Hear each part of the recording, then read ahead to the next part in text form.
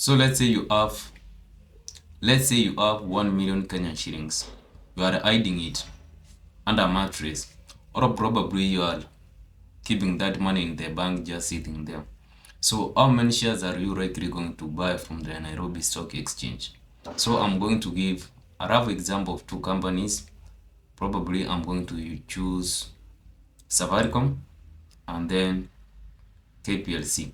Those are the two companies which are going to kind of discuss and see how many shares are you likely going to buy from the Nairobi Stock Exchange, and probably how much can you earn from that amount of money, probably in a year. And in the case of Safaricom, since it seems it gives dividends in two times a year, then we are going to see how much are you likely going to receive from such amount. So number one, there are a lot of companies within Nairobi Stock Exchange. I believe there are around 6 companies listed on Nairobi Stock Exchange, and these companies fall in various sectors. We have telecommunication, we have only Safaricom, and then we have energy, the likes of KenGen, KPLC, we have Total, and there are those which are in the agricultural sector, there are those which are in the real estate sector. So there are various companies which are listed within Nairobi Stock Exchange, and also they through this you can see which company are you likely going to invest. And the best advice is, if you are going to invest this amount of money, it's good to diversify. If you are likely going to invest in one company, for instance, let's say Safaricom at the moment it was selling on last Friday, it was selling at 25 Kenyan shillings, and some year ago, 1 year ago, or probably less than 1 year, it was also selling at 15 shillings per share. So you can invest that money in Nairobi Stock Exchange by buying Safaricom shares, and those Safaricom shares may decide to go down, they may decide to drop, and you may end up losing a huge amount of money. The likes of KPLC, those individuals who invested like 1 year ago, it was going for around 2 Kenyan shillings, but now it's almost going for 8 shillings per share.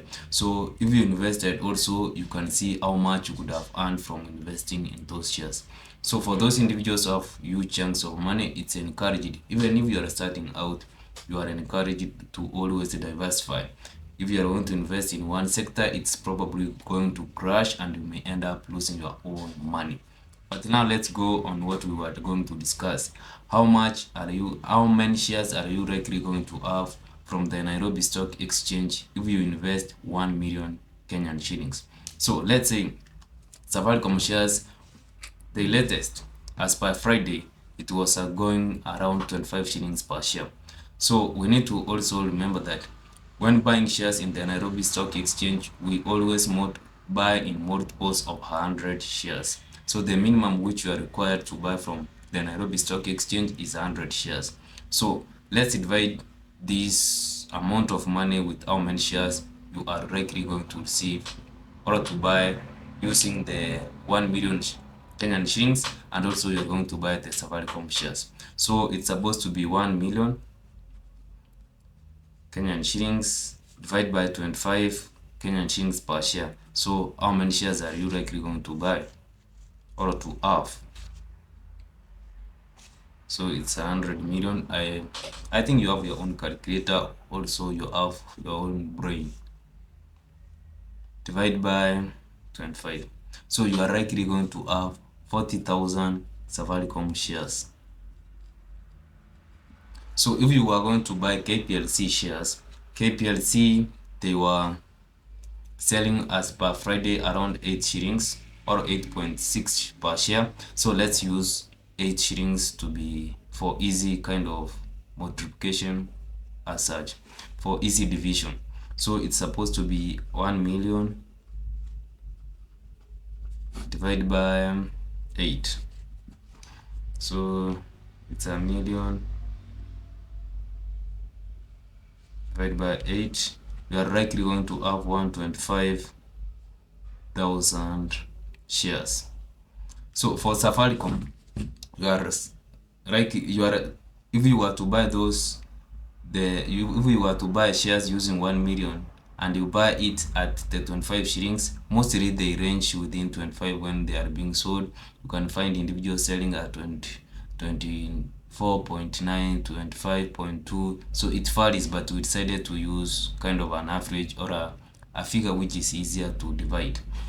So if you are going to buy Safaricom shares on Friday and at 25 shillings per share, you are likely going to have 40,000 shares. So let's say this is the amount of which you put last year.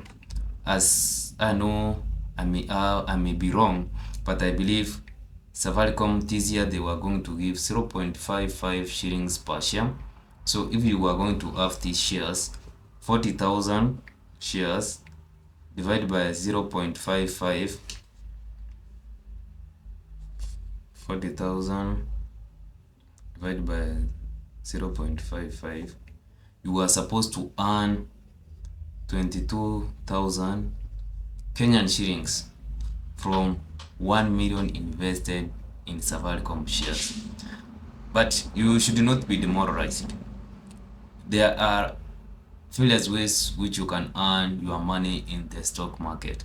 One is through dividend. This is what we have calculated that will be generating you, let's say, semi-annually for the case of Safaricom. And if the average is going to be around 0.55 Kenyan shillings per share, then you are likely going to generate 44,000 in terms of dividends from Safaricom for the 1 million which you invested in per year. But as I said, there are various ways which you can earn from your shares. One is through dividend and another one is through capital gain. Capital gain happens in this manner. For instance, you bought these shares for 25 shillings per share. In the next year, it may be around maybe 30 shillings per share, or you may lose money and it may come down to 20 shillings per share. So if the price of those shares rise, then you have gained in terms of capital gain. So let's use KPLC. KPLC, I believe, if I'm not wrong, they were giving 0.2 shillings per share. If I'm not wrong, I stand to be corrected.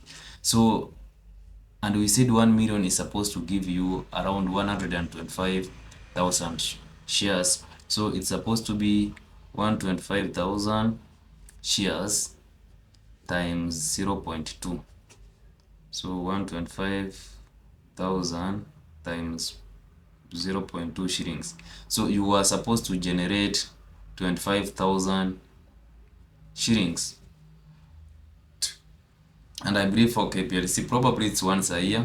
I'm not sure if they give also semi-annually. So if they give once per year, then you are supposed to generate 25,000 shillings as a dividend from KPLC. So for those individuals who have 1 million Kenyan shillings and you see this money is not generating enough revenue, it's also nice to invest in the Nairobi Stock Exchange or whichever country you like. But also you need to be warned. This money need to be diversified, or at the same time you may invest this money and it will come down. You lose its value, you lose your investment. So you need to make your own decisions appropriately. So is it a nice decision to invest in the Nairobi Stock Exchange? I'd like your comments in the comment section. See you in my next one.